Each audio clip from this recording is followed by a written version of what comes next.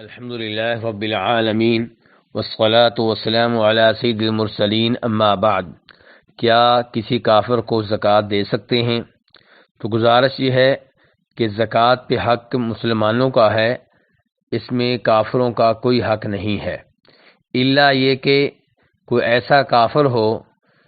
جس کے مسلمان ہونے کی امید ہو چلی ہو تو اس کی زکوٰۃ میں سے دل جوئی کی جا سکتی ہے۔ ایسے ہی اگر کوئی ایسا کافر ہے جو کافروں میں ایک اہم مقام رکھتا ہے اور اس کو زکوٰۃ اس لیے مسلمان دینا چاہتے ہیں تاکہ مسلمان کافروں کے شر سے، ان کی شرارتوں سے اور ان کے حملوں سے محفوظ رہ سکیں، تو پھر بھی اس میں کوئی حرج نہیں ہے۔ اللہ تعالیٰ فرماتے ہیں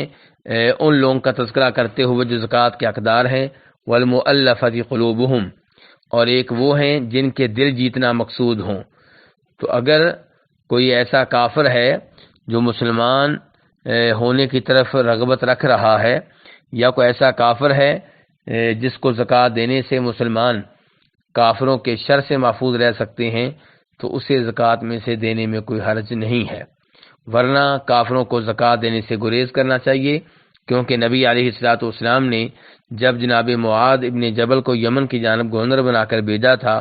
تو صحیح حدیث ہے جس میں آپ نے کہا تھا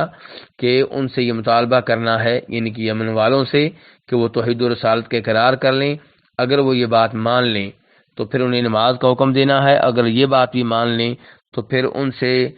صدقہ لینا ہے جو ان سے لیا جائے گا اور انہی کے فقیروں میں تقسیم کیا جائے گا۔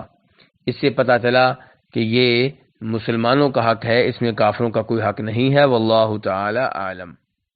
الحمدللہ